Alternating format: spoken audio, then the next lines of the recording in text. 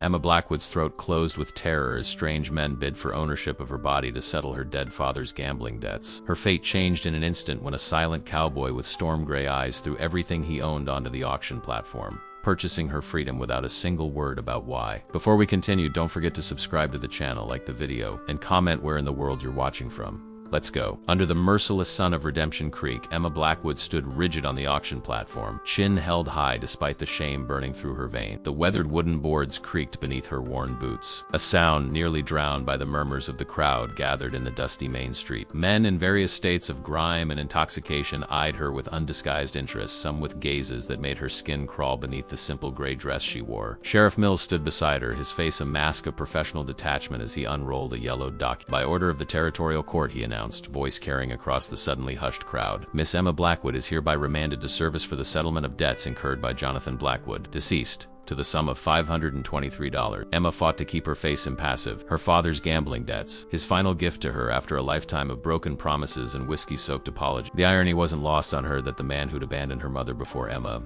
could walk had managed to claim ownership of her fate from beyond the grave. Bidding starts at $400, Sheriff Mills continued. Term of service to be 2 years or until debt is satisfied, whichever comes first. Emma scanned the crowd, cataloging the faces of men who might soon own her labor, or worse. The territorial law was supposed to protect women from being forced into immoral service, but Emma knew such protections meant little in a frontier town 3 days' ride from the nearest federal marshal. 400, called a voice from the back. Emma recognized Owen Blackburn, owner of the Lucky Strike Saloon. His smile made her stomach tighten into knots. 425, countered another voice belonging to the aging rancher Harold Winters. He needed someone to cook and clean for his spread since his wife had passed. Perhaps not the worst option. 450, this from Jasper Holt, the banker who'd called in her father's loans mere hours after the funeral. His thin lips stretched in what might have been meant as a reassuring smile, but his eyes remained cold. The bids continued, each one setting the course of her future, each voice disposing of her freedom like men haggling over a prized mar. Emma stared at the distant mountains, refusing to let them see her break. She had survived her father's neglect, her mother's early death, years of scraping by on her own. She would survive this too. It was then she noticed him. Standing apart from the crowd, a tall figure leaned against the hitching post in front of the general store. His face was partially obscured by the brim of a dusty brown hat, but she could make out a strong jaw darkened with several days' worth of stubble. A long duster coat hung from broad shoulders, and though he stood perfectly still, there was a tension in his posture that reminded her of a mountain lion about to pounce. 500 from Miss Holt, the sheriff announced. Do I hear 520? The crowd shifted uncomfortably. 500 was already more than most men in the territory saw in half a year. Going once, single quotes, the stranger pushed away from the hitching post. Going twice, single quotes, he moved through the crowd, which parted before him like water around a stone. $523. The stranger's voice was deep and quiet, yet it carried across the suddenly silent street. Plus whatever's in this bag. He approached the platform and placed a leather pouch on the weathered planks. Coins spilled out, glinting in the harsh sunlight. Sheriff Mills knelt to inspect the offering, counting quickly. That's nearly 600 all told, he announced, surprise evident in his voice. Emma studied the stranger as he stepped onto the platform. His eyes, when they finally met hers, were the color of a storm-washed sky. There was no leering in his gaze, no triumph or possession, only a quiet intensity that made her heart hammer against her ribs. And your name, sir? Sheriff Mills asked. Nathan Reed. And your intention for Miss Blackwood's service? A muscle twitched in Reed's jaw. That's between her and me. A ripple of crude laughter moved through the crowd. Emma's cheeks burned, but she refused to look away from Reed's face. If he thought she would meekly accept whatever fate he had planned, he was sorely mistaken. Sheriff Mills frowned but nodded. As you've covered the debt in full, there'll be no term of service. Miss Blackwood's obligation is considered paid. He offered the leather folder containing the contract. Sign here. Mr. Reed. Reed signed with quick, efficient strokes, then turned to Emma. Gather your thing. We leave within the hour. Without waiting for her response, he stepped off the platform and strode toward the livery stable, leaving Emma to stare after him, confusion and wariness battling with the faintest flicker of hope. Emma followed Sheriff Mills to his office, where her single carpetbag waited. It contained all that remained of her life, a change of clothes, her mother's tarnished silver hairbrush, and a dog-eared copy of Pride and Prejudice. You got lucky, Miss Blackwood, Mills said as he handed her the bag. Reed's got a reputation as a hard man, but a fair one. Keeps to himself mostly. You know him? Know of him? Has a ranch about a day's ride north of here. Raises horses. Good ones too. Fought for the Union in the war, came west after. Doesn't talk much about it. Mills hesitated. Look, if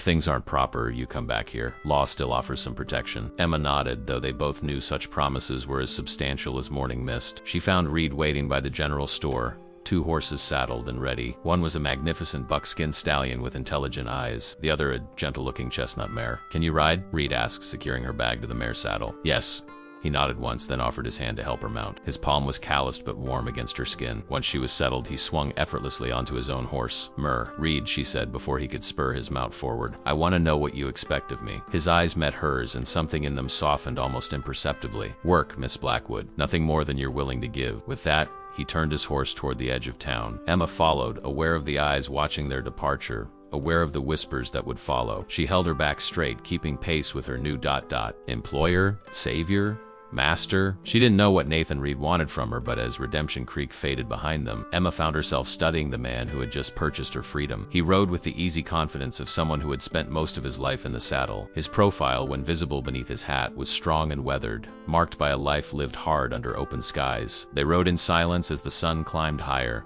The only sounds, the steady rhythm of hoofbeats and the occasional call of a hawk circling overhead. The landscape opened before them, rolling hills giving way to stands of pine and distant mesas rising like ancient monuments against the endless blue sky. Emma had never been this far from town. Her world had been confined to Redemption Creek's dusty streets, her days spent working as a seamstress for Henderson until her father's death had brought his creditors to her door. Why did you buy my contract? She finally asked, unable to bear the silence any longer. Reed didn't answer immediately. When he did, his voice was so low she had to lean forward to hear him. No one should own another person, he said, not even for a day. Before Emma could respond, he spurred his horse forward, ending the conversation as abruptly as he'd begun it. She watched his back, the set of his shoulders beneath the duster coat, and wondered what kind of man spent his entire savings to free a woman he'd never met. The sun was beginning its descent when Reed finally reined in beside a small stream. We'll rest the horses, he said, dismounting in one fluid motion. He approached her mare, reaching up to help her down. Emma hesitated only a moment before placing her hands on his shoulders. His grip on her waist was firm but respectful as he lowered her to the ground. Once her feet touched earth, he immediately stepped back, maintaining a proper distance between them. There's bread and dried beef in the saddlebag, he said, gesturing to her horse. Help yourself while I see to the animals. Emma watched as he led both horses to the stream, removing their bits so they could drink comfortably. His movements were efficient, practiced, and gentle with the animal. It was the first time she'd had a chance to truly observe him without the pressure of the auction or the journey. Nathan Reed was older than she'd first thought,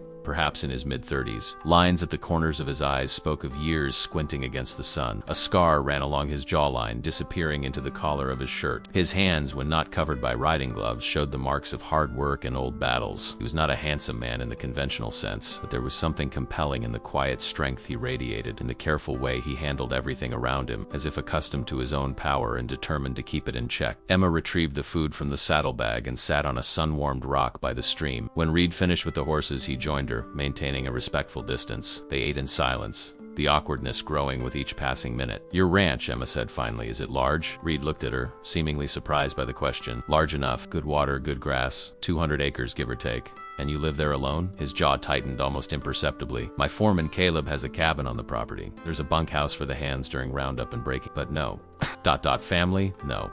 The word held a finality that discouraged further questions. Emma wrapped the remaining food and returned it to the saddlebag. Mr. Reed, I appreciate what you did today. Truly, but I need to understand what awaits me at your ranch. What role am I expected to fill? Reed stood, brushing dust from his trousers. The house needs keeping. Meals need cooking. I spend most days with the horses or working the land. He paused, then added quietly, you'll have your own room with a lock on the door. No one will bother you there. The implication was clear, including him. Relief flooded through Emma, followed by a strange flicker of disappointment she immediately suppressed. I'm a fair hand at cooking, she offered, and I can mend just about anything. He nodded. That'll do. As they continued their journey, Emma found herself studying Reed's profile against the setting sun. He remained an enigma, a man who would spend a small fortune to free a stranger, yet barely speak a dozen words to her. But for the first time since her father's death had left her at the mercy of his creditors, Emma felt something like hope taking root in her chest. Whatever awaited her at Nathan Reed's ranch, it had to be better than what she'd left behind. They reached Reed's ranch as twilight settled over the land, painting the sky in deepening shades of purple and gold. Emma's body ached from the long ride, unused to so many hours in the saddle, but she straightened her spine as they approached, determined not to show weakness. The ranch spread before them, nestled in a gentle valley with pine-covered hills rising to the north. A two-story house of weathered wood and stone stood like a sentinel, windows glowing with lamplight. To one side, a large barn and corral housed several horses, their curious faces turning toward the approaching riders. A smaller cabin stood a short distance away, smoke curling from its chimney. As they rode into the yard, a man emerged from the barn, tall and lean with graying hair at his temples. His weathered face broke into a smile when he spotted Reed. Was starting to wonder if you'd decided to keep riding all the way to California, he called, approaching to take the reins of Reed's buckskin. Had business in town. Reed dismounted and turned to help Emma from her horse. His hands were firm at her waist, and she was grateful for the support as her legs trembled beneath her. The older man's eyebrows rose as he noticed Emma. "I see that. Caleb, this is Miss Blackwood. She'll be keeping house." Reed's tone was matter-of-fact, brooking no questions. "Miss Blackwood, this is Caleb Morris, my foreman and the closest thing to civilization you'll find out here." Caleb tipped his hat. "Ma'am, it's a pleasure. Mr. Morris." Emma nodded, suddenly conscious of her travel-worn appearance and the curious glint in the foreman's eyes. Reed took her carpetbag from the saddle. "Caleb, see to the horses. We'll talk in the morning." With a hand barely touching her elbow, Reed guided Emma toward the house. The porch steps creaked beneath their boots, and he held the door open for her with an unexpected courtesy. The interior was surprisingly spacious, if Spartan. A large stone fireplace dominated one wall of the main room, with a worn leather armchair and a simple wooden table with 4 chairs occupying the space. Bookshelves lined another wall unexpected in a rancher's home, and Emma noted volumes of poetry, history, and what appeared to be medical texts among them. A staircase led to the upper floor, and a doorway opened to what she presumed was a kitchen. Everything was clean but showed signs of masculine neglect: curtainless windows, unadorned walls, practical furnishings arranged with little thought to comfort or appearance. "Kitchen's through there," Reed said, setting her bag down. "Pantry's stocked. Bedroom upstairs at the end of the hall will be yours." He reached into his pocket and extracted a small brass key. "Door locks, like I said." Emma accepted the key, their fingers brushing briefly. "Thank you." Reed nodded, then gestured to the fireplace. "I'll get that going before I head out to the barn." "You needn't trouble yourself," Emma said quickly. "I can manage." A faint smile ghosted across it. Wasn't suggesting you couldn't, Miss Blackwood. Trying to be hospitable." Emma flushed, suddenly aware of how defensive she sounded. "Of course, I appreciate it." While Reed built the fire, Emma took the opportunity to explore the kitchen. It was functional but neglected, with a cast iron stove, a pump sink, and wooden counters scrubbed clean but worn from years of use. The pantry, as Reed had mentioned, was well stocked with staples flour, sugar, coffee, dried beans, and preserves in dusty jars. By the time she returned to the main room, the fire was crackling merrily, casting dancing shadows on the walls. Reed stood before it, his tall frame silhouetted against the flames. "There's stew in the pot by the stove," he said. "Made it yesterday, should still be good. Help yourself. Aren't you eating? Got things to see to in the barn." He moved toward the door, then paused. "Breakfast is usually at sunrise. I start early with the horses." Emma nodded. "I'll have something ready." Reed hesitated, as if wanting to say more, then simply nodded and left, the door closing softly behind him. Alone for the first time since the auction, Emma sank onto the edge of the armchair, her legs finally giving way. The events of the day crashed over her in waves: the humiliation of standing on that platform, the leering faces, the uncertainty of her fate, and then Reed, appearing like some avenging spirit from a dime novel, offering everything he owned to secure her freedom. Why? The question circled in her mind like a hawk. What would compel a man to spend such a sum on a stranger? His words from earlier echoed in her thoughts. No one should own another person. There was a story there, she was certain, perhaps one as painful as her own. After allowing herself a brief moment of rest, Emma rose and retrieved her bag. Time enough for questions later. For now, she needed to prove her worth. Upstairs, she found the bedroom Reed had mentioned. It was simple but comfortable, with a narrow bed covered in a faded quilt, a small dresser, a washstand with a porcelain basin, and a window overlooking the valley. The door, as promised, had a sturdy lock. Emma set her key on the dresser and unpacked her meager belongings. When she returned downstairs, she found the stew Reed had mentioned and heated it on the stove. It was simple fare beef, potatoes and carrots in a thick broth, but surprisingly flavorful. She ate at the kitchen table, looking out at the stars emerging in the darkening sky, and allowed herself to believe just for a moment that things might be all right. After washing her dishes, Emma took inventory of the kitchen supplies and began making a list of what she would need to properly run the household. The simple, familiar task was comforting, giving her a sense of purpose and control that had been stripped away at the auction block. She was so absorbed in her work that she startled when the door opened and Reed returned. He smelled of horses and night air, his hat in his hands and his hair slightly mussed. "Everything all right?" he asked, noticing her jump. "Yes, just making notes for tomorrow." She set aside her pencil. "The stew was good." He shrugged, hanging his hat on a peg by the door. "Caleb's recipe." An awkward silence fell between them, heavy with unasked questions and unspoken boundaries. "Mr. Reed," Emma finally said, "I want to thank you again for what you did today." He shifted uncomfortably. "Don't mention it, but I must. You've spent a small fortune on a stranger. I need to understand why." Reed moved to the fireplace, adding another log to the flames. The muscles in his back tensed beneath his shirt. "Does it matter?"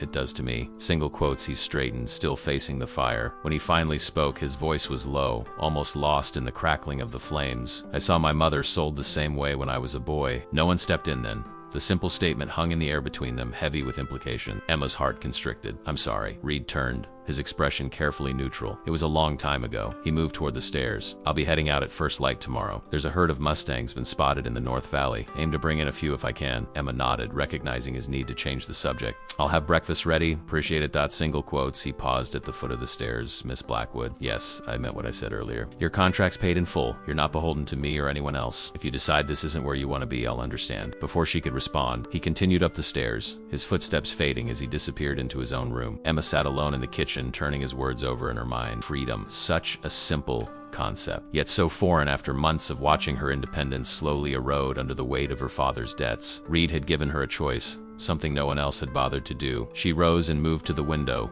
gazing out at the ranch bathed in moonlight. In town she had nothing, no family, no prospects, just the lingering shame of the auction and the hungry eyes of men like Owen Blackburn. Here at least she had a roof over her head, honest work, and a man who for whatever reason seemed determined to treat her with respect. For now that would be enough. The next morning Emma rose before dawn. She dressed quickly in her second dress, faded blue calico that had seen better days, and pinned her hair in a simple knot at the nape of her neck. The house was quiet as she made her way downstairs, the only sound the soft tick of a clock on the mantelpiece. In the kitchen, she stoked the stove and set coffee to boil, then mixed biscuit dough with practiced hand. By the time she heard movement upstairs, she had a respectable breakfast: prepared biscuits, eggs from the henhouse she'd discovered behind the barn, and the last of yesterday's bacon fried crisp. Reed appeared in the doorway, already dressed for the day in worn denim, a flannel shirt, and boots that had molded to his feet through years of use. He paused, seemingly surprised by the transformation of his kitchen. "Morning," he said, hat in hand. "Good morning, Mr. Reed." Emma gestured to the table she'd set. "Breakfast is ready." He sat somewhat awkwardly, as if unaccustomed to being served in his own home. Emma poured him coffee in a chipped mug and set a plate before him. "This is ... thank you," he said, the words stiff but sincere. Emma took the seat across from him, serving herself a modest portion. "It's the least I can do." They ate in silence for a few minutes, the quiet broken only by the clink of cutlery against plates. Reed ate efficiently, without hurry, but with the focus of a man accustomed to viewing meals as necessary fuel rather than occasions for conversation. "I'll be gone most of the day," he said finally. "Caleb knows where to find me if you need anything." Emma nodded. "I thought I might take inventory of what needs attention in the house, if that's all right. The house is yours to manage as you see fit."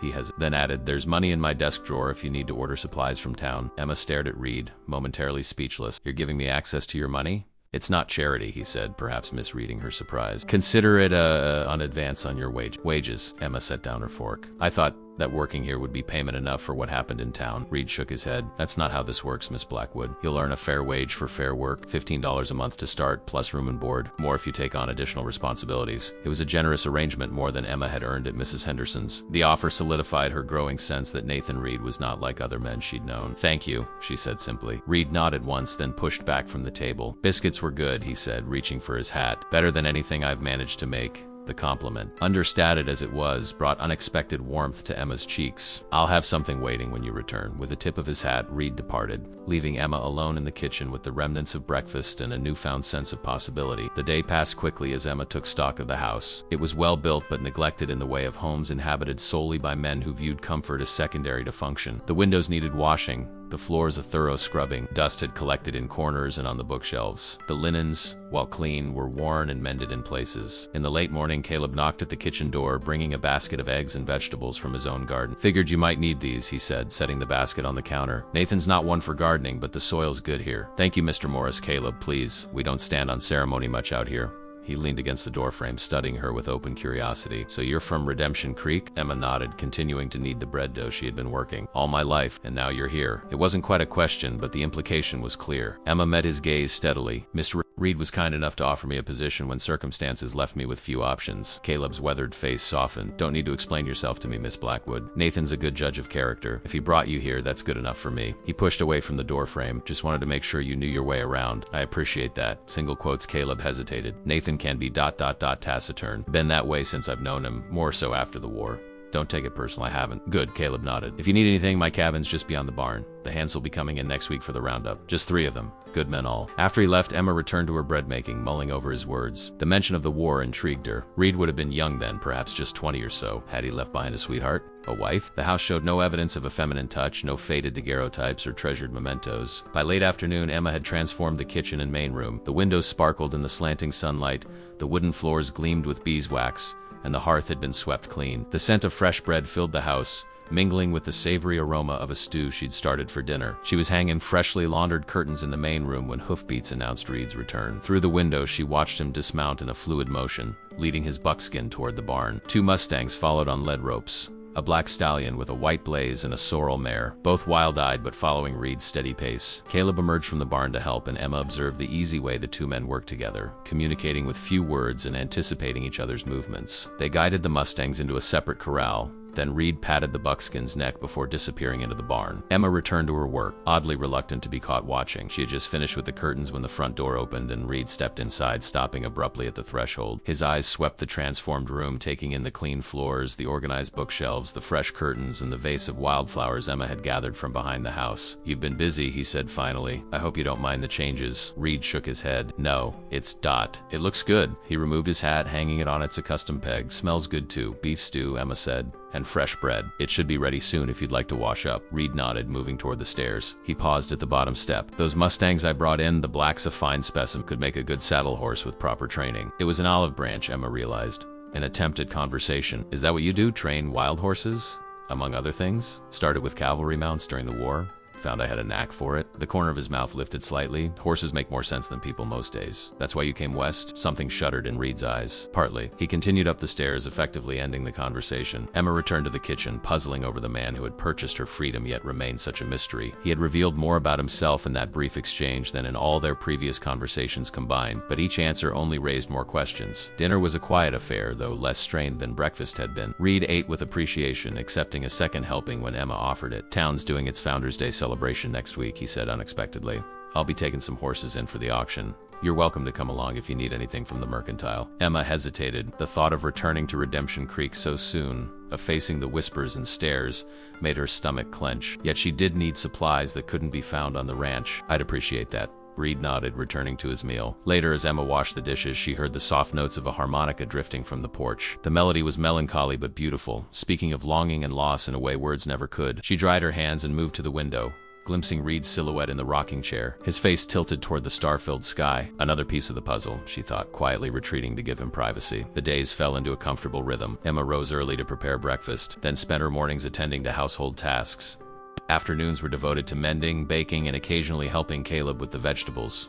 Reed was often gone from sunrise to sunset, working with the horses or tending to ranch business, but he always returned for the evening meal. Their conversations remained limited but gradually eased into something approaching companionship. Emma learned that Reed had been on the ranch for 7 years, purchasing it from a widow eager to return east after her husband's death. He rarely spoke of his life before the war, and never of his time in it, but he would occasionally share stories of his early days on the frontier. In turn, Emma told him about growing up in Redemption Creek, her mother's death from fever when Emma was 15, and her years working as a seamstress. She avoided mentioning her father, and Reed never asked. 5 days after her arrival, Emma was hanging laundry in the yard when she heard the clatter of an approaching wagon. She shaded her eyes against the sun, spotting a buckboard coming up the road, driven by a woman in a bright blue dress. "Well, I'll be," the woman called as she drew closer. Nathan Reed's finally got himself some civilization. She was perhaps 40, handsome rather than pretty, with rich auburn hair streaked with silver and lively green eyes. She reined the horses to a stop and jumped down with the agility of someone half her age. "You must be Emma Blackwood," she said, approaching with an outstretched hand. "Caleb rode over to tell me Nathan had brought someone to keep house. I'm Vivian Taylor, owner of the neighboring ranch." Emma wiped her hands on her apron before accepting the handshake. "Pleased to meet you, Mrs. Taylor." "Miss Taylor, dear. Never found a man worth giving up my independence for." She winked, though not for lack of offers. Despite herself, Emma smiled. There was something immediately likable about Vivian Taylor's forthright manner. "Nathan around?"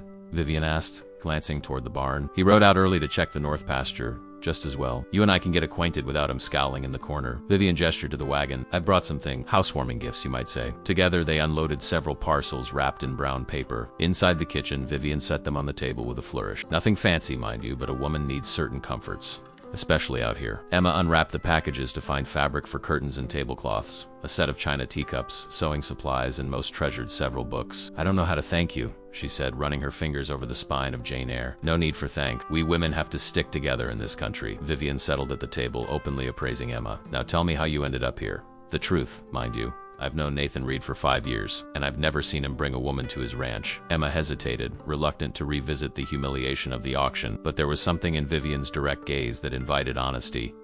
My father died owing significant debts, she said finally. When I couldn't pay, the creditors arranged for my labor to be auctioned off. Mr. Reed purchased my contract. Vivian's expression darkened. Damn vultures. That sort of thing shouldn't be legal. Mr. Reed said something similar. Did he now? Vivian's eyebrow arched. And has he been proper with you? Emma felt her cheeks warm. Completely. He's been a perfect gentleman. He even pays me wages. That sounds like Nathan. Vivian nodded approvingly. He's a good man for all his gruffness. War left its mark on him like it did on so many. He doesn't speak of it. No, he wouldn't. Vivian rose and moved to the stove, putting on water for tea as if she were in her own kitchen. Saw things no one should have to see, did things that weigh on him still. Came west to outrun the memories, I expect.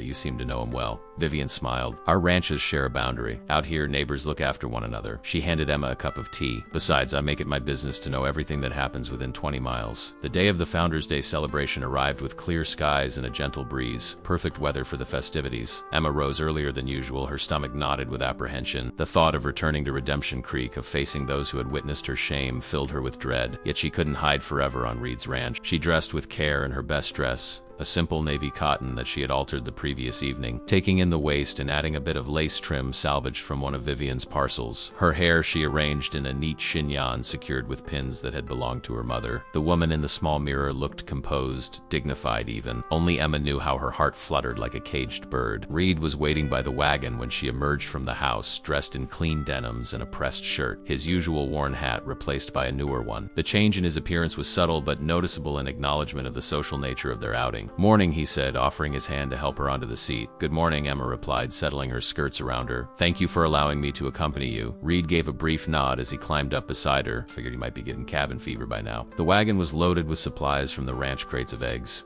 butter and preserves to sell at the market, as well as to saddles Reed had repaired. In the small corral hitched to the back of the wagon stood 3 horses.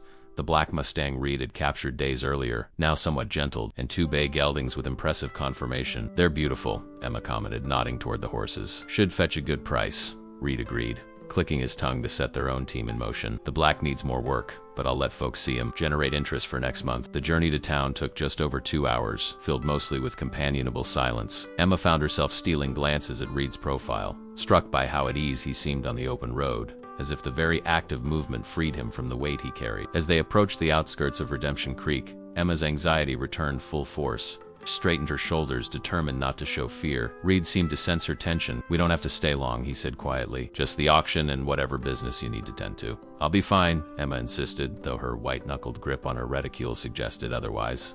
The town was transformed for the celebration. Colorful bunting adorned the storefronts, and a banner stretched across the main street proclaiming Redemption Creek Founders Day 1873. People milled about in their Sunday best. Children ran with hoops and toys, and the smell of barbecue and baked goods filled the air. Reed guided the wagon toward the livery stable where the horse auction would be held. Along the way, Emma felt the stares and heard the whispers. Merce Peterson, the butcher's wife, nudged her companion and pointed. 2 young women who had once commissioned dresses from Emma quickly averted their eyes. Harold Winters, the aging rancher who had bid on her contract, tipped his hat with uncomfortable politeness. By the time they reached the livery, Emma's face felt hot with humiliation. Reed jumped down from the wagon and came around to help her descend. Keep your chin up, he murmured, his hand lingering briefly on her elbow. You've done nothing to be ashamed of. The simple affirmation steadied her. She nodded once, squaring her shoulders as Reed led her toward the auction area, where horses were already being shown. They found seats on a bench near the back. The auctioneer, a portly man with an impressive mustache, was just bringing the gavel down on a sorrel mare. Sold to Mr. Daniels for $85. Reed leaned close to Emma. My turn comes in about an hour. Feel free to look around if you'd rather not sit through the whole thing. Emma was about to reply when a shadow fell across them. Looking up, she found herself staring at Owen Blackburn, owner of the Lucky Strike Saloon, and one of the men who had bid on her contract. Well, Blackburn drawled, his gaze sliding from Emma to Reed. If it isn't the hero of the hour, his breath reeked of whiskey despite the early hour. Reed's expression remained impassive, though Emma noticed his jaw tighten. Blackburn, how's your investment working out? Blackburn's eyes returned to Emma, lingering inappropriately. Worth the price? Before Reed could respond, Sheriff Mills appeared behind Blackburn, his hand resting casually on his holster. Problem here, folks. No problem, Reed said evenly. Mr. Blackburn was just leaving, single quotes. Blackburn's smile didn't reach his eyes. Of course, enjoy the festivities, Miss Blackwood. He tipped his hat with exaggerated courtesy before sauntering away. Sheriff Mills watched him go, then turned to Emma. Miss Blackwood, good to see you looking well. Thank you, Sheriff, Mr. Reed. Mills nodded to Reed. Got some fine-looking stock this year, hoping they'll fetch a fair price. The sheriff seemed about to say more, but was interrupted by a commotion near the corral. A dappled gray stallion had broken free of its handler and was charging through the crowd. Women screamed, men scattered. and children were snatched to safety as the horse thundered toward the auction area. Reed was on his feet in an instant, positioning himself between Emma and the oncoming horse. But instead of fleeing, he stood his ground, posture relaxed but alert. As the stallion approached, Reed raised his hand, palm outward, and spoke not shouting, but in a tone that carried, firm and calm. "Easy now, easy." The horse slowed, nostrils flared, and eyes wild. Reed took a step forward. Steady. To Emma's amazement, the stallion stopped, its chest heaving. Reed approached slowly, continuing to speak in that same measured tone until he was close enough to grasp the trailing lead rope. "There now," he murmured, stroking the horse's neck. "No harm done." A collective sigh of relief went through the crowd, followed by scattered applause. The horse's owner hurried forward, profuse with gratitude as Reed handed over the rope. When he returned to Emma's side, she was staring at him with undisguised admiration. That was remarkable. Reed shrugged, uncomfortable with the attention. Horse was scared, not mean, just needed a steady hand. "Still, you could have been trampled. Wouldn't be the first time." A ghost of a smile touched his lips. "Likely won't be the last." The incident seemed to shift the atmosphere. Those who had been whispering about Emma now whispered about Reed's display of horsemanship. When he excused himself to prepare his own horses for the auction, several men approached to discuss his techniques. Left alone, Emma decided to visit the mercantile. She needed fabric for new curtains and thread for mending, as well as a few personal items. As she rose, she found herself face to face with Jasper Holt, the banker who had called in her father's debts. "Miss Blackwood," he said, removing his hat. "A pleasant surprise to see you back in town." Emma steeled herself. "Mr. Holt, I trust your situation has improved?" "Mr. Reed has been most kind." Holt's thin lips twisted in what might have been intended as a sympathetic smile. "Yes. Quite the dramatic intervention, though one wonders at his motivations." Emma felt a flash of anger. "His motivations, unlike some I could name, appear entirely honorable." The banker's eyes narrowed slightly. "Your father made his own choices, Miss Blackwood. Business is business, indeed, and now my business is elsewhere." Emma stepped around him, head high. "Good day, Mr. Holt." At the mercantile, Emma selected her purchases with care, mindful of her limited funds. Mrs. Turner, the proprietor's wife, was coolly polite, but her daughter Sarah, who had once been friendly with Emma, approached as she was examining bolts of fabric. "Emma," she said hesitantly, "I heard about ... What happened?" Emma braced herself for pity or worse, judgment. Instead, Sarah surprised her. "It was wrong, what they did to you. Papa said so too, though not where Holt could hear." The simple acknowledgement brought unexpected tears to Emma's eyes. "Thank you, Sarah. Is it true you're staying at Nathan Reed's ranch, the one north of town?" Emma nodded. Sarah leaned closer, lowering her voice. "They say he was some kind of hero in the war, that he received a medal from President Lincoln himself, though he never wears it." "He doesn't speak of the war," Emma said, intrigued despite herself. "Well, that's what Mrs. Peterson's brother claimed. He served in the same regiment." Sarah straightened as her mother called from the counter. "It was good to see you, Emma. I hope you'll visit again." Emma completed her purchases and stepped back into the sunlight, mulling over Sarah's words. A hero? It fit with what little she knew of Reed, yet he seemed so determined to avoid recognition. She made her way back to the auction just as Reed's horses were being led into the ring. The black Mustang drew appreciative murmurs from the crowd, its coat gleaming in the midday sun. The auctioneer extolled its virtues, emphasizing its potential as a foundation for breeding stock. Bidding was spirited, though Reed had been clear the Mustang wasn't for sale that day. The two bay geldings, however, went for impressive sums, one to a cattle baron from the next county, the other to Harold Winters. As the auction concluded, Reed found Emma waiting by the wagon, her purchases neatly wrapped in brown paper. "Successful day?" she asked as he approached. He nodded. "Better than expected." "You?" "Yes, I found everything I needed." Single quotes. She hesitated, then added, "I ran into Sarah Turner. She mentioned something about you receiving a medal in the war." Reed's expression shuddered. "People talk too much in small towns." "True?" He busied himself checking the harness on the team. "Does it matter?" "It matters to me," Emma said quietly. Reed's hands stilled on the harness. For a long moment he didn't speak, and Emma feared she had overstepped. Then he sighed, shoulders dropping almost imperceptibly. "It was a lifetime ago," he said, his voice so low she had to lean forward to hear him. "Men did what needed doing. Some got medals, some got buried." He turned to face her, his eyes holding hers. "The ones still walking around don't much like being reminded of either." The pain in his expression was so raw, so genuine, that Emma instinctively reached out, her fingers brushing his sleeve. "I'm sorry. I shouldn't have asked." Reed glanced down at her hand, then back to her face. Something shifted in his gaze.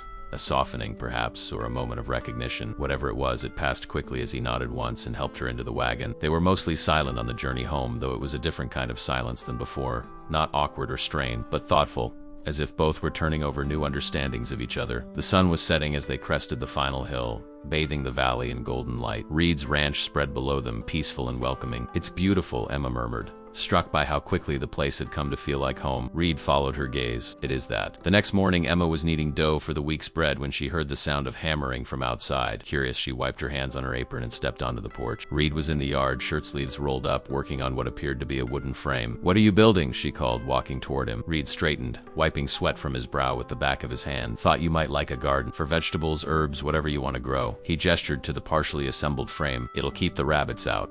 Emma stared at him, touched beyond words. "You're building me a garden?" He looked almost embarrassed. "Just a small one. Caleb mentioned you were asking about what grows well here." "Thank you," Emma said softly. "That's very thoughtful." Reed nodded, returning to his work. "Should be ready for planting in a day or two." Emma watched him for a moment longer, then returned to her bread making, a warm glow spreading through her chest that had nothing to do with the heat of the oven. That evening, a thunderstorm rolled in from the mountains, bringing sheets of rain and forks of lightning that illuminated the valley in stark flashes. Emma sat by the fire mending one of Reed's shirts while he read at the table a book of poetry open before him. Other surprise in a man of such quiet strength. A particularly loud crack of thunder made Emma jump, pricking her finger with the needle. Reed glanced up, concerned. "Never liked storms," Emma explained, sucking the drop of blood from her fingertip. "When I was little, my father would—" She stopped abrupt, realizing she had never mentioned her father to Reed. "Would what?"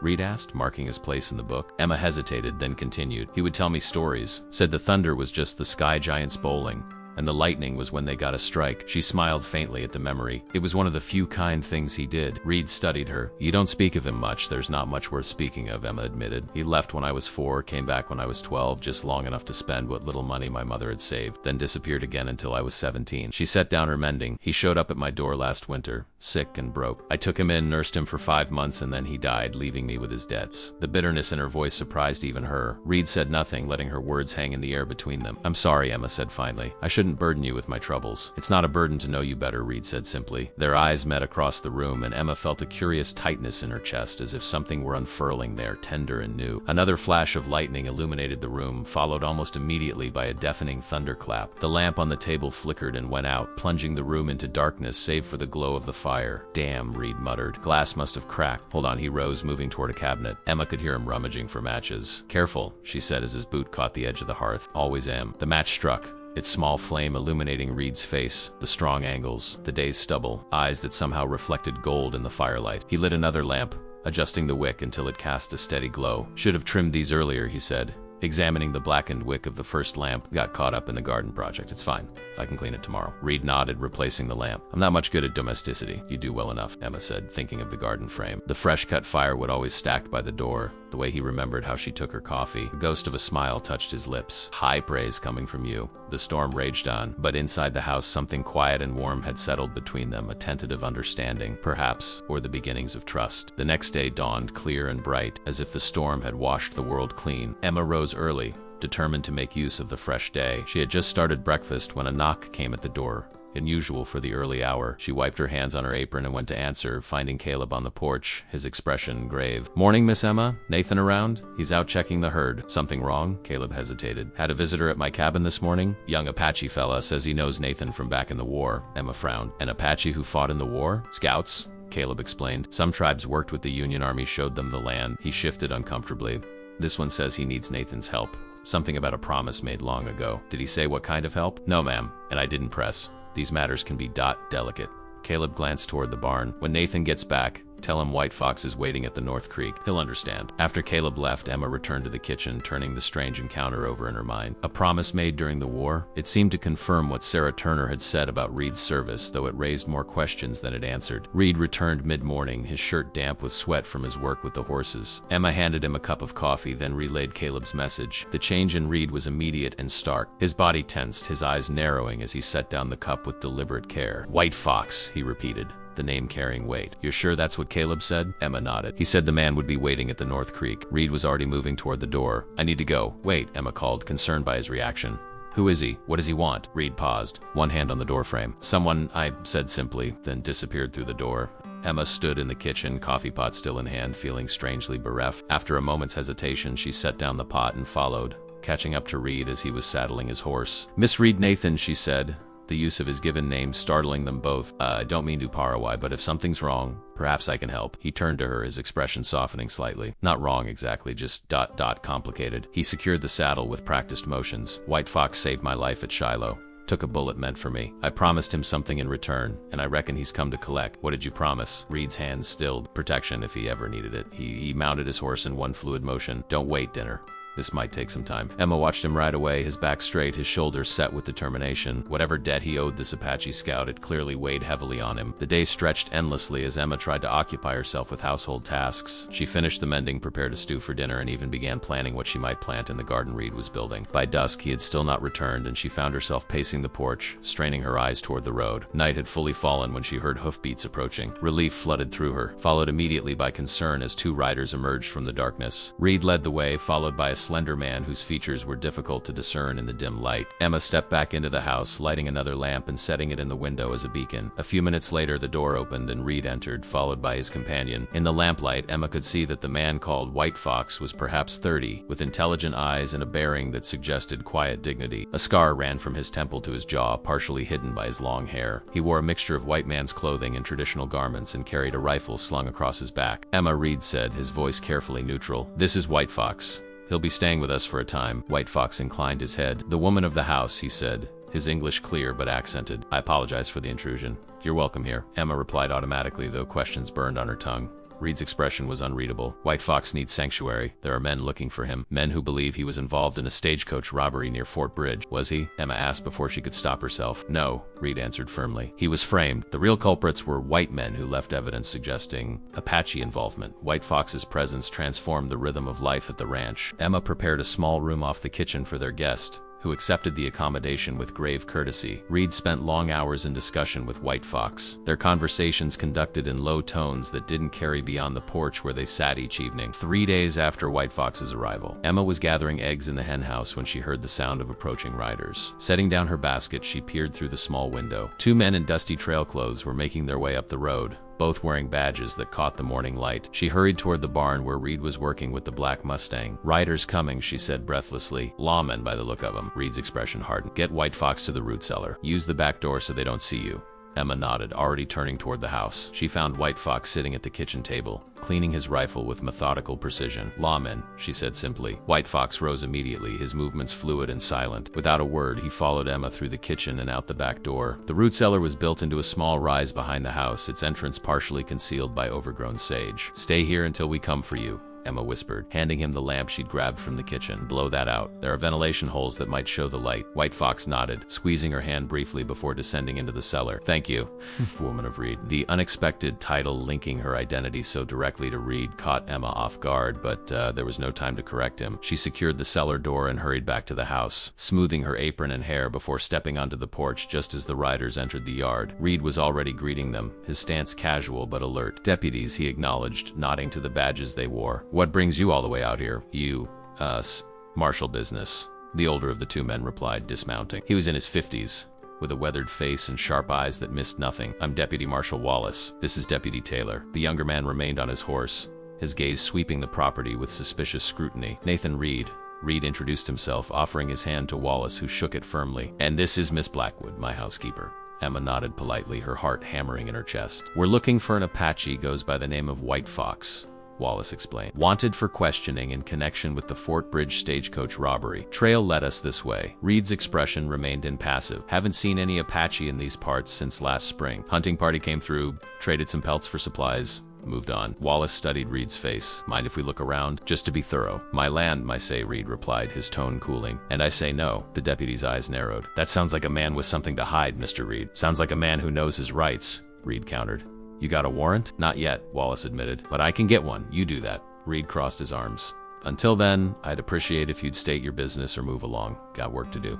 The tension was palpable. Emma held her breath, acutely aware of White Fox hidden just yards away. I heard you served with the 9th Illinois, Wallace said suddenly, changing tactic. Distinguished record from what I understand. Reed's jaw tightened imperceptibly. War's long over, Deputy, is it? Wallace's glance toward the house. Some men can't seem to leave it behind. Loyalties formed in battle can cloud judgment. He leaned forward slightly. Word is, You worked with Indian scouts. Formed some ... attachments. Word gets around, Reed said flatly. It does indeed. Wallace remounted his horse. We'll be in the area for a while, Mr. Reed. If you happen to recall seeing anything that might help us find White Fox, you know where to find me. He touched the brim of his hat. Miss Blackwood. The deputies turned their horses and rode slowly back down the road. Emma released the breath she'd been holding, her knees suddenly weak with relief. Reed waited until they were well out of sight before turning to her. Where is he? Rootseller. Together they retrieved White Fox, who emerged from the dark space with quiet dignity, brushing dirt from his clothing. They will return, he stated. Not a question, but a certainty. Reed nodded. With a warrant, most likely. We need to move you somewhere safer. The cave in the North Canyon, White Fox suggested. It is defensible. Too obvious, Reed countered. They'll search there first. He turned to Emma. Miss Taylor's place. Vivian's got that line shack on the far edge of her property. Remote, but comfortable enough. Will she help? Emma asked. She will. Reed's confidence was absolute. It's no friend to false justice. That evening, as Emma prepared a simple meal for the three of them, she found herself drawn to the low conversation between Reed and White Fox at the table. They spoke of people and places she didn't know, yet there was an ease between them that spoke of shared experiences and mutual respect. You've never told me how you two met, she said, setting a pot of coffee on the table. The men exchanged glances. White Fox nodded almost imperceptibly as if giving permission. Spring of '62, Reed began, accepting the cup Emma offered. After Shiloh, I was part of a scouting party, separated from the main force, got ambushed by Confederate irregulars, bushwhackers operating outside military command. He stared into his coffee.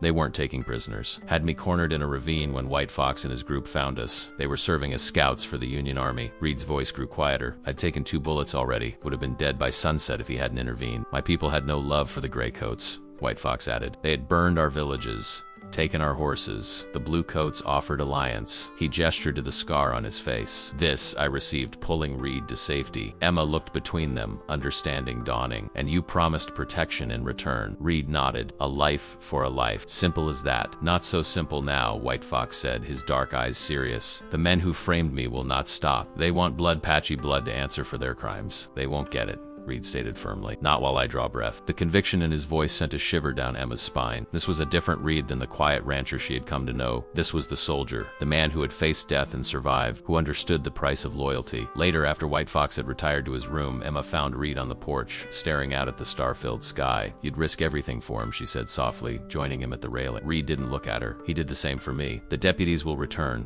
I know. With a warrant, likely. Emma hesitated, then asked the question that had been troubling her. What will you do? Reed turned to her then, his face half-shadowed in the darkness. What would you have me do, Emma? Turn him over to men who've already decided his guilt, who see only his skin and not his character. The use of her given name, rare and precious, wasn't lost on her. No, she said firmly. That's not what I meant. Reed sighed, the sound weary and resigned. I know. I'm sorry. He rubbed a hand over his face. This isn't your fight, isn't it? Emma surprised herself with her certainty. You took on my debts without hesitation. Perhaps I'd like to help bear yours. Something flickered in Reed's eyes, surprise, followed by a warmth that made Emma's heart beat faster. Quite a woman, Emma Blackwood. The compliment, simple as it was, brought heat to her cheeks. I've had good examples of courage recently. They stood in silence for a moment, the night air cool around them, the space between them charged with unspoken emotions. We'll take him to Vivian's tomorrow, Reed said finally. It's the safest option for now. Emma nodded. I'll prepare provisions. Before she could turn to go inside, Reed's hand covered hers where it rested on the railing. The touch was light but deliberate, his calloused palm warm against her skin. Thank you, he said quietly, for understanding. Emma looked up at him, suddenly aware of how close they stood, of the depth in his gray-blue eyes. We all have debts to pay, Mr. Reed, and promises to keep. The next morning, they set out for Vivian Taylor's ranch at first light. Reed rode ahead with White Fox, while Emma followed in the wagon with supplies. They took a circuitous route through the hills, avoiding the main road and any chance encounters with the deputies. Vivian was waiting for them at the line shack, having received Reed's message the previous evening. She greeted them warmly, showing no surprise at the unusual request for sanctuary. Deputy Wallace has quite the reputation, she informed them as they unloaded the wagon. Not all of it good. He's known for his enthusiastic pursuit of certain types of suspects. Indians? White Fox said flatly. Vivian nodded. Among others, but he's also known for being thorough and persistent. She turned to Reed. He won't give up easily, neither will I, Reed replied. The line shack was small but well maintained, with a stone fireplace, single room with a bed and table, and a lean-to for firewood. It sat in a hollow surrounded by pines, nearly invisible until you were upon it.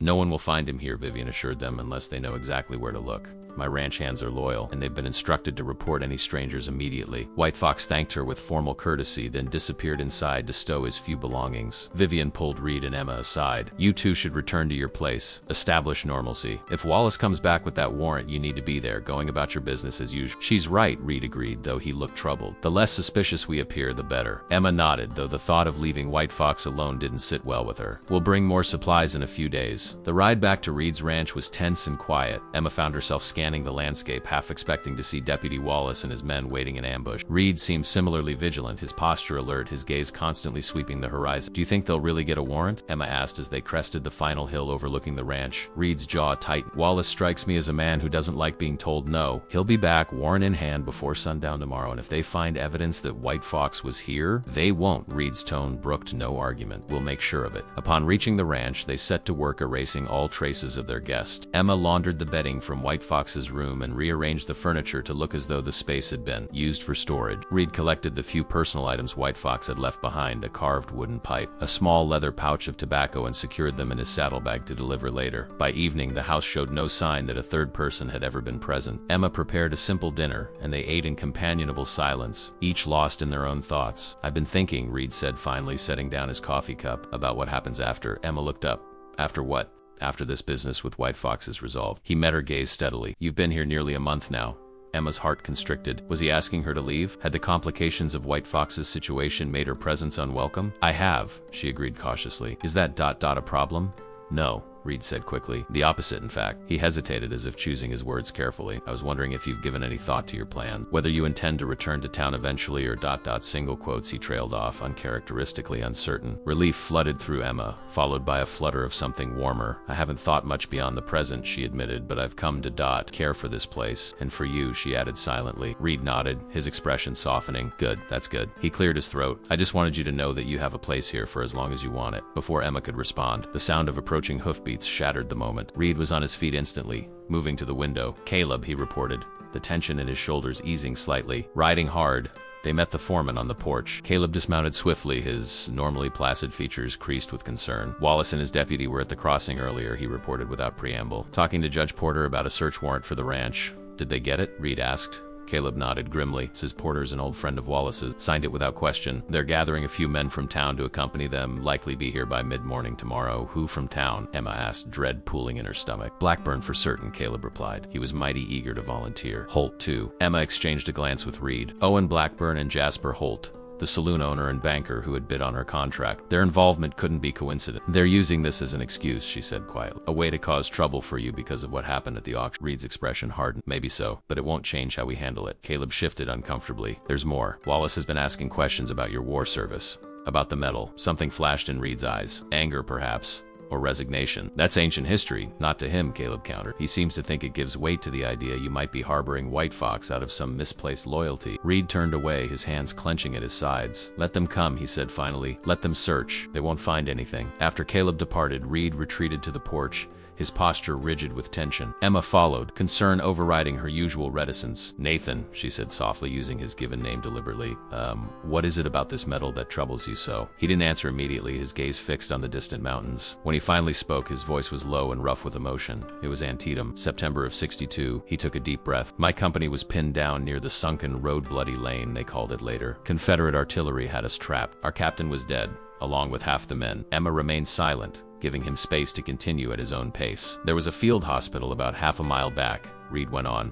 Could hear the wounded crying out. Some of them were boys I'd known since we enlisted, farm boys from Illinois who'd never been more than 10 miles from home before the war. His jaw tightened. The surgeon had sent an orderly for medical supplies, but the man never returned. Probably dead in a ditch somewhere. He turned to face Emma, his eyes haunted. I volunteered to go. Ran through open ground, bullets kicking up dirt all around me. Made it to the supply wagon, loaded up what I could carry, and ran back. A bitter smile touched his lips. That's it. That's what they gave me a medal for, running when other men couldn't. You saved lives, Emma said gently. At great risk to your own. Reed shook his head. I survived when better men didn't, that's all. He looked away again. 3 weeks later, I was back on the line. Watched a boy from my hometown, couldn't have been more than 17, take a mini ball through the throat. Held him while he drowned in his own blood. The medal was in my pocket the whole time. Felt like it was burning a hole there. Emma reached out, laying her hand on his arm. You carry too much, Nathan. He covered her hand with his own, the simple gesture more intimate than any embrace. Maybe so. They stood together in the fading light, the threat of tomorrow hanging over them, yet somehow less daunting for being shared. Dawn broke clear and cold, the first hint of autumn crispness in the air. Emma rose early,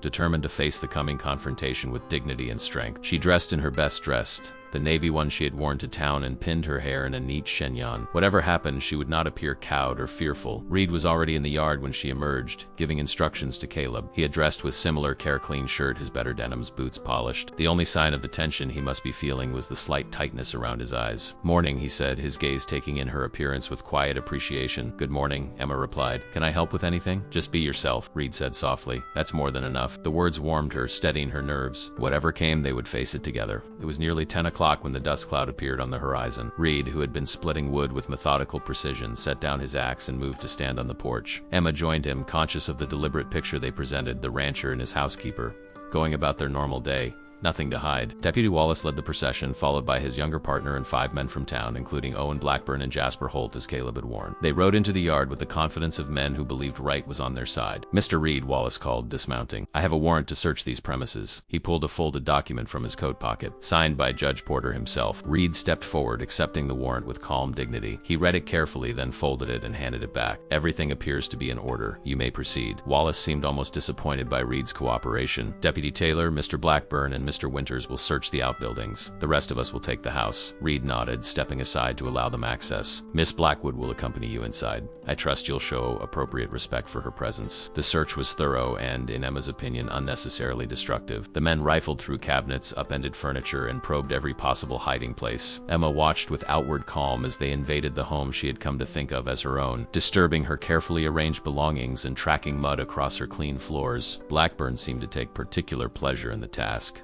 deliberately knocking items from shelves and smirking when Emma stooped to pick them up. Careful there, Miss Blackwood, he said, his voice oily with false concern. Wouldn't want you to strain yourself, though I imagine Reed keeps you plenty busy. The implication was clear and crude. Emma straightened, fixing him with an icy stare. Mr. Blackburn, I understand that men of your limited character often project their own base natures onto others, but in this house you will speak with respect or not at all. Blackburn's smile faltered, replaced by an ugly scowl. Before he could respond, Wallace intervened. That's enough, Blackburn. We're here on official business. He turned to Emma. What's through that door? A storage room, Emma replied. Reed uses it for preserves and root vegetables. It was the room where White Fox had stayed. Emma held her breath as Wallace pushed open the door, but the space revealed nothing suspicious, just shelves of canned goods and sacks of potatoes, onions and apples, exactly as she had arranged them the previous day. After nearly 2 hours, the search concluded without success. The men regrouped in the yard, their frustration evident. Nothing, Deputy Taylor reported. Checked every corner of the barn, the spring house, even that old smokehouse. Wallace wasn't ready to concede. Mr. Reed, he said, his voice carrying across the yard, I find it curious that a man with your military background would be so uncooperative in a matter of justice. Reed, who had been leaning against the corral fence watching the proceedings with deceptive calm, straightened. I've cooperated fully with your search, Deputy. The warrant has been served. You found nothing because there's nothing to find. Perhaps, Wallace conceded, or perhaps you've hidden him elsewhere. His gaze swept the distant hills. A man with local knowledge could find a dozen places to conceal someone in this country. If you have evidence to support further investigation, I suggest you present it to Judge Porter, Reed replied evenly. Until then, I believe our business is concluded. Wallace stepped closer, lowering his voice so only Reed could hear. This isn't over, Captain Reed. The use of Reed's former military rank was deliberate,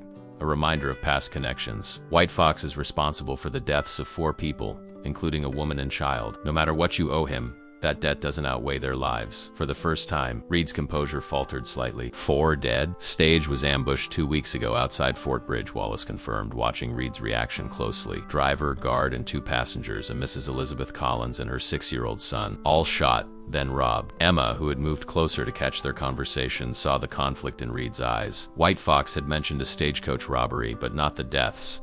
Certainly not the death of a child. White Fox didn't do it, Reed stated, but there was a new uncertainty in his voice. You seem very certain for a man who claims not to have seen him, Wallace observed. He stepped back, raising his voice to address the assembled men. We're done here for now, gentlemen. Mount up. As the group prepared to depart, Blackburn sidled up to Emma, his voice pitched for her ears alone. "When you tire of playing house with Reed, Miss Blackwood, my offer still stands. The lucky strike could use a woman with your quality." Emma kept her expression neutral. "Em or Blackburn, if I were reduced to choosing between selling myself to you or starvation, I assure you I would embrace hunger with enthusiasm." Blackburn's face darkened. "You'll regret that, pride girl. Reed's playing a dangerous game. When he falls, and he will, you'll fall with him." He tipped his hat with mocking courtesy. "Good day." When the riders had disappeared down the road, Reed turned to Emma, concern evident in his eyes. "What did Blackburn say to you?" "Nothing worth repeating," Emma replied, unwilling to add to Reed's burdens.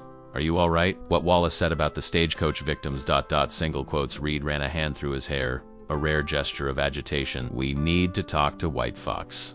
Get the full story. You don't believe he did it?" "No." Reed's response was immediate and certain. But Wallace was right about one thing. If White Fox is being blamed for the deaths of a woman and child, the danger just increased tenfold. Frontier justice moves quickly when it comes to that kind of crime. They waited until dusk before setting out for Vivian's line shack, taking a circuitous route in case they were being watched. The journey was tense, both of them scanning the shadows for signs of pursuit. Vivian greeted them at the door of the shack, a rifle cradled comfortably in her arms. "Was beginning to think you weren't coming," she said, stepping aside to let them enter. "White Fox has been like a caged mountain lion all day." Inside, the Apache stood by the small fireplace, his posture alert. He nodded in greeting, his dark eyes moving from Reed to Emma with sharp assessment. "Wallace came with the warrant," Reed said without preamble. "They searched the ranch top to bottom." "Find anything?" Vivian asked. "Nothing," Emma assured her. "We were careful." Reed moved to stand before White Fox. "Wallace said 4 people died in that stagecoach robbery. A woman and her young son among them." White Fox's expression didn't change. "I know this. You didn't mention it before. You did not ask." White Fox's gaze was steady. "Does it change things between us?" Reed hesitated. "It changes how dangerous this situation is. The killing of women and children. There'll be no mercy if you're caught." "I did not kill them," White Fox stated.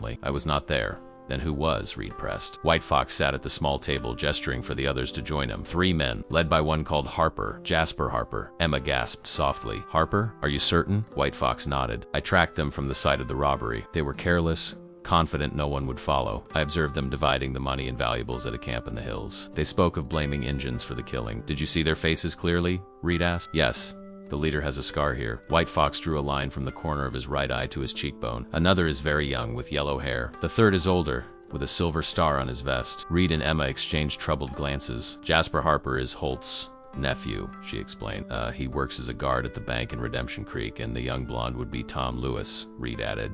"He's one of Blackburn's dealers at the Lucky Strike." "The older man with the star pin is Samuel Dawson," Vivian interjected. "He serves as a deputy when Sheriff Mills needs extra help." The implications hung heavily in the air. If White Fox was right, they were facing a conspiracy that reached into the heart of Redemption Creek itself. "This is why they're so determined to pin the robbery on White Fox," Emma realized. "They're protecting their own." Reed nodded grimly. "And if Wallace is connected to them somehow, it would explain his eagerness to find White Fox," Vivian finished. White Fox watched their exchange with calm assessment. "What will you do now, Reed? Your promise becomes more difficult to keep." Reed stood, pacing the small confines of the shack. "We need proof. Something that ties Harper and the others to the robbery." "The stolen items," Emma suggested. "If we could find them, single quotes, too risky," Vivian countered.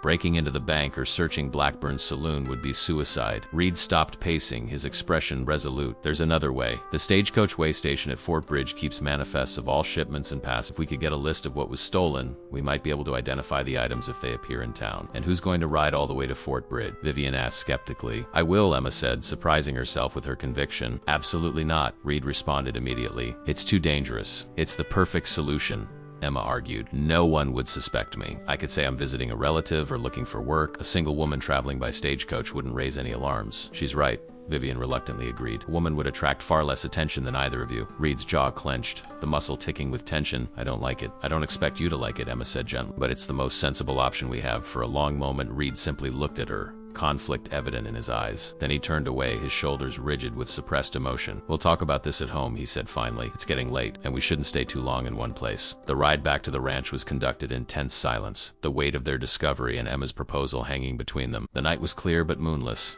the darkness providing cover as they made their way across the familiar terrain. As they approached the ranch, a flicker of light from the direction of the house caught Emma's attention. "Nathan," she whispered urgently, "there's someone at the house." Reed pulled his horse to a halt, squinting into the darkness. A lantern gleamed briefly in the window of the main room, then disappeared. "Stay here," he instructed, dismounting and drawing his pistol from its holster. "I'm coming with you," Emma insisted, already sliding from her saddle. Reed looked like he wanted to argue, but merely nodded, leading the way toward the house with silent steps. As they drew closer, the sound of voices became audible, Men speaking in low tones, moving through the rooms. Single quotes ... has to be something. A voice Emma recognized as Deputy Taylor's said. Wallace is convinced Reed knows where the Apache is hiding. Maybe in his desk, another voice suggests. Check the drawers. Reed tensed beside her, his grip on the pistol tightening. Emma laid a restraining hand on his arm. They're searching without a warrant, she whispered. We should go for the sheriff. Reed shook his head. No time. They might plant evidence. He handed her the reins of both horses. Take these to the barn, then circle around to the back door. I'll approach from the front.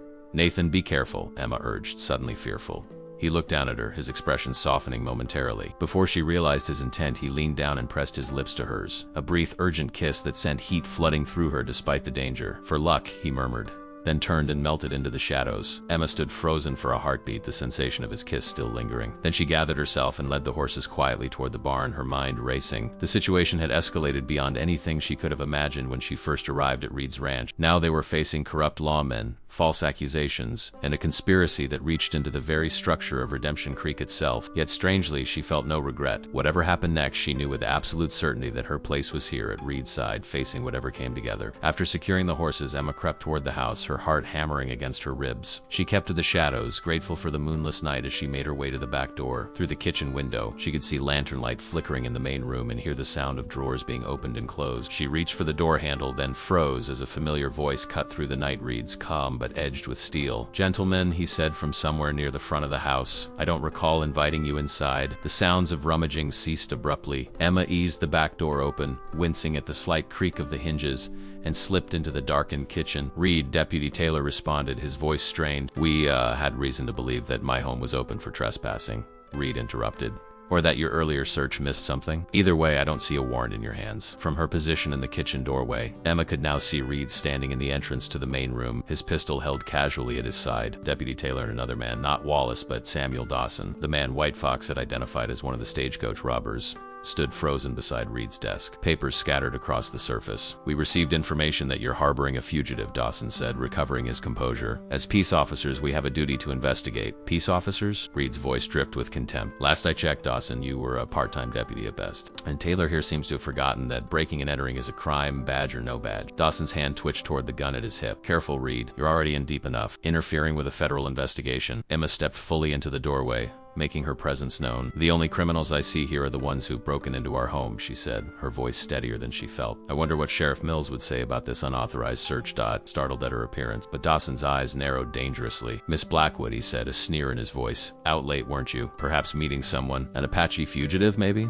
I was checking on a sick calf in the barn, Emma replied without missing a beat. A far more honorable occupation than ransacking an innocent man's home. Reed moved further into the room, positioning himself between Emma and the intruder. You have exactly 1 minute to leave my property before I consider this an armed invasion and respond accordingly. The threat hung in the air, tangible as smoke. For a moment, Emma thought Dawson might draw his weapon, but Taylor placed a restraining hand on his companion's arm. We're going, Taylor said, but this isn't over, Reed. On that we agree, Reed replied coldly. The two men edged toward the door, their postures tense with thwarted intent. As they passed Reed, Dawson paused. You know what happens to Indian lovers in this territory? He asked softly. Same thing that happens to the Indians. Remember that? After they had gone, Emma sagged against the doorframe, the tension of the confrontation draining her strength. Reed secured the door, then turned to her, his expression a mixture of concern and lingering anger. Are you all right?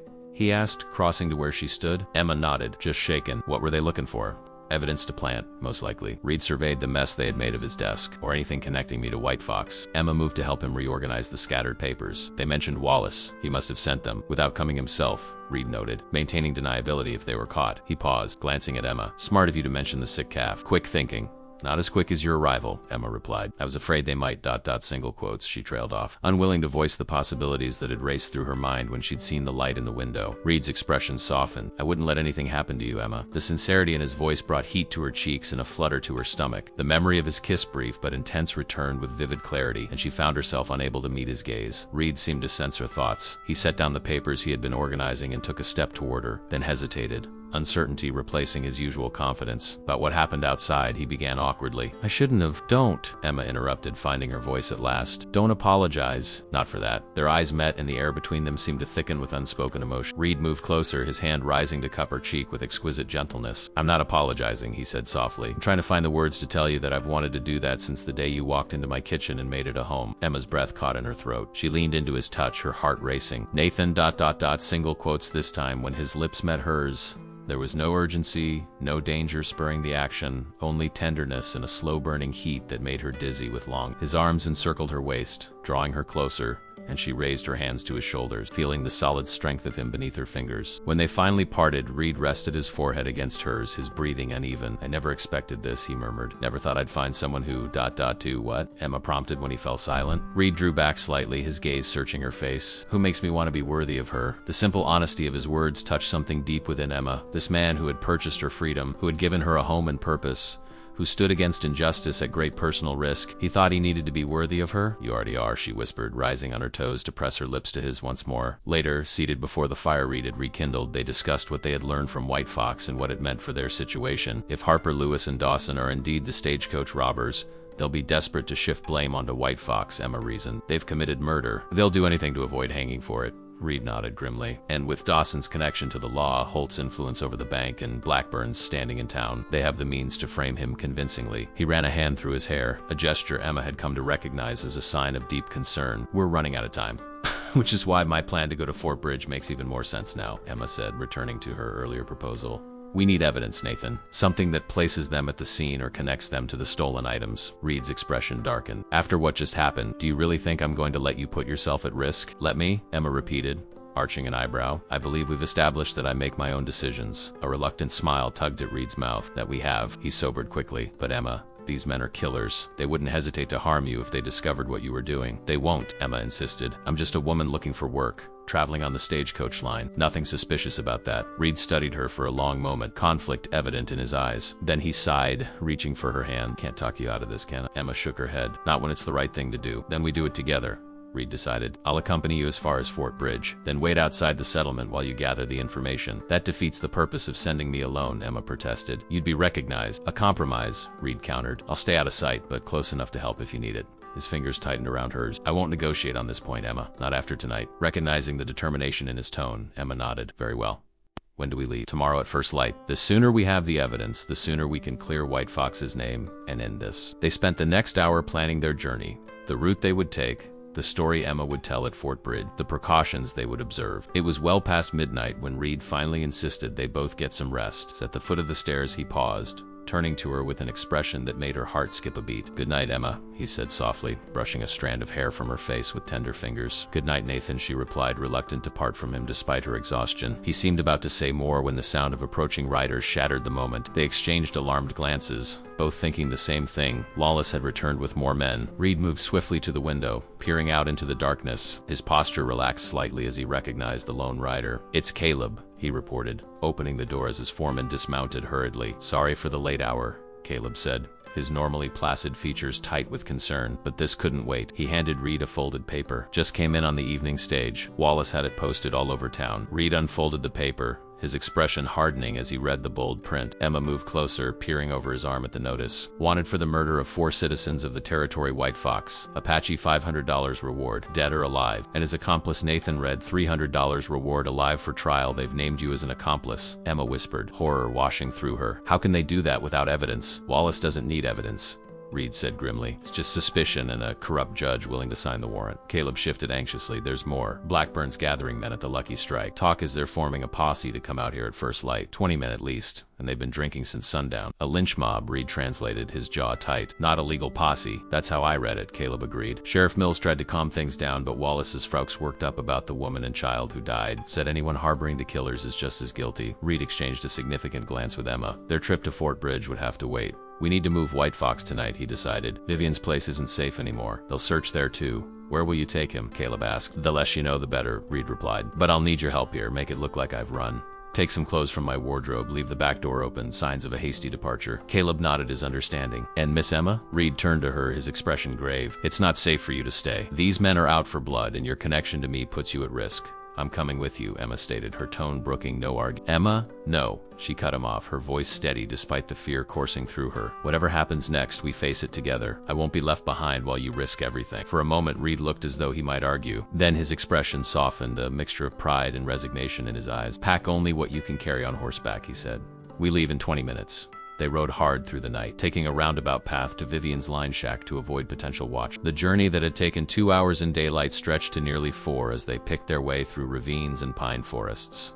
guided only by Reed's intimate knowledge of the terrain. Vivian and White Fox were waiting, already alerted by the arrival of another of Caleb's ranch hands an hour earlier. So they've finally made it official, Vivian observed grimly after Reed showed her the wanted poster. Wallace never did believe in playing fair. We need to get White Fox somewhere they won't think to look, Reed said. And we need evidence to clear his name before this gets any worse. White Fox, who had been listening silently, spoke up. I know a place, a cave system, in the high country, beyond the North Ridge. My people used it during the wars with the Bluecoats. Few white men know of its existence. How far? Reed asked. Half a day's ride at most. Difficult terrain, but secure. Reed nodded. That's where we'll go. But first I need to send Emma to Fort Bridge as planned. No, Emma protested immediately. We agreed to go together. That was before there was a price on my head, Reed countered. I can't show my face anywhere near a settlement now. He took her hands in his. Emma, this is our only chance to get the evidence we need. Someone has to go, and it can't be me. Vivian stepped forward. I'll go with her. 2 women traveling together will attract less attention than one alone. I have business at Fort Bridge occasionally. Nobody will question it. Reed hesitated, clearly torn between the need for evidence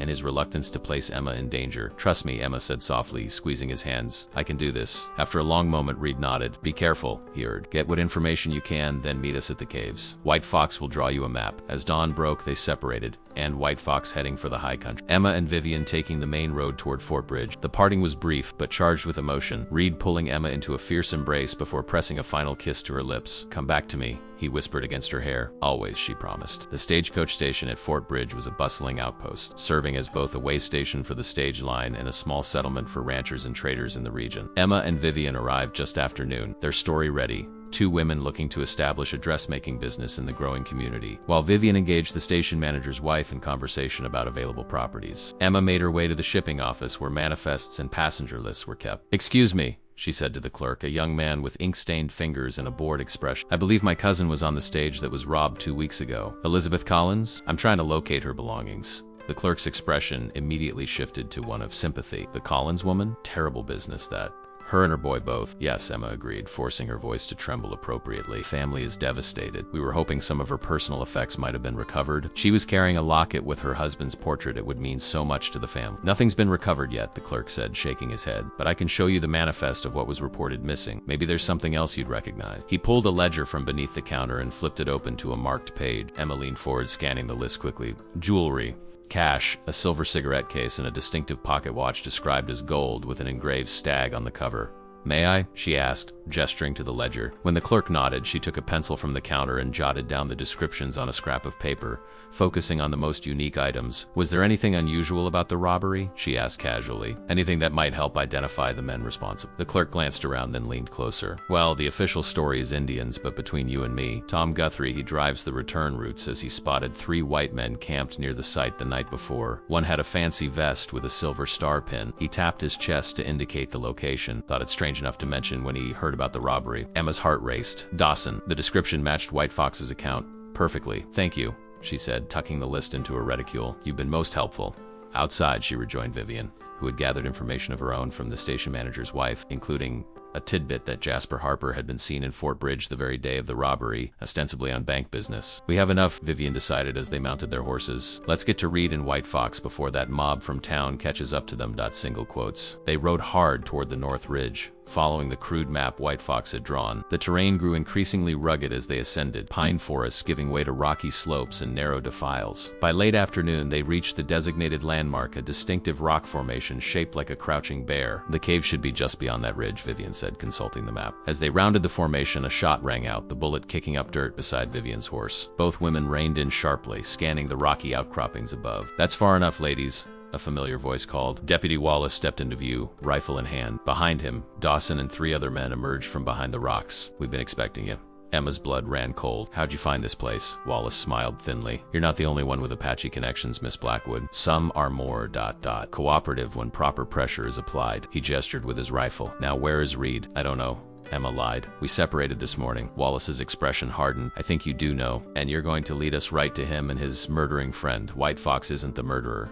Emma said, her voice rising with indignation. Your friend Dawson there is. Him and Harper and Lewis. We have proof. Something flashed in Wallace's eyes, surprise, followed by calculation. Proof? What kind of proof could you possibly have? A witness who saw Dawson near the robbery site. The manifest listing items stolen, including a gold pocket watch with an engraved stag. The same watch I saw Harper showing off at the Founders Day celebration. Dawson's hand moved to his gun. Shut her up, Wallace. No need for that, Wallace replied calmly. No one's going to believe the word of a woman against respected businessmen, especially not when she's associated with a known Indian sympathizer. Sheriff Milver, Vivian interjected. Especially when he hears that Deputy Wallace was working with the real killers. Wallace's smile vanished. Unfortunately, ladies, neither of you will be speaking to Sheriff Mills. He raised his rifle. You see, you were tragically killed by the same Apache who murdered that poor woman and child. Reed, too. Such a pity. Emma tensed, preparing to spur her horse to the scant cover of nearby rocks, when a shot cracked from the ridgeline above. Wallace cried out, dropping his rifle as blood blossomed on his shoulder. More shots followed in rapid succession, sending Wallace's companions diving for cover. Emma, Vivian,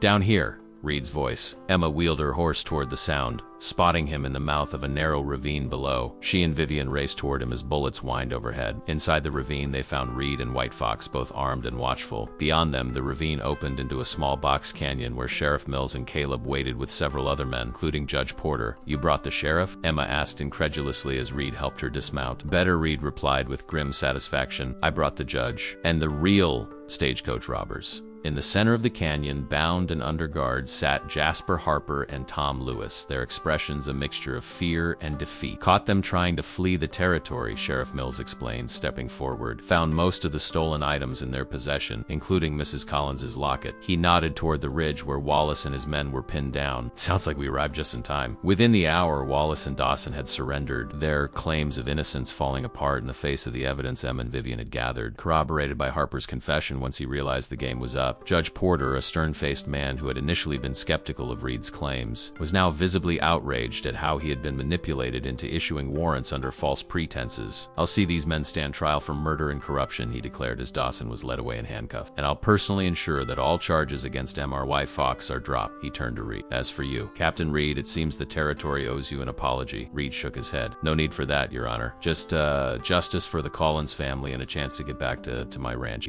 As the prisoners were led away and plans made to return to town, Reed drew Emma aside to a quiet corner of the canyon. You did it, he said softly, his eyes filled with pride and something deeper. You saved us all. Emma smiled, leaning into his embrace. We did it together. That's how it should be. Reed's arms tightened around her. There's something I need to ask you, he said, his voice suddenly serious. Something I've been thinking about since the day you stood on that auction platform with your chin held high. He reached into his pocket and withdrew a small leather pouch. From it, he extracted a simple gold band. This was my mother's, he explained, holding it between them. She gave it to me before she died, told me to save it for a woman strong enough to stand beside me, not behind me. His eyes met Emma's, vulnerability and hope mingling in their depths. I think she would have approved of you. Emma's breath caught as Reed sank to one knee before her. Emma Blackwood, I bought your freedom once because I believed no person should own another. Now I'm asking you to freely choose to share your life with mine. His voice roughened with emotion. Will you marry me? Emma felt tears gathering in her eyes, but they were tears of joy, not sorrow. So much had changed since that terrible day in Redemption Creek when she'd stood on the auction block, her future in the hands of strangers. Now her future was her own to decide, and she knew exactly what she wanted. Yes, she whispered, holding out her hand. With all my heart.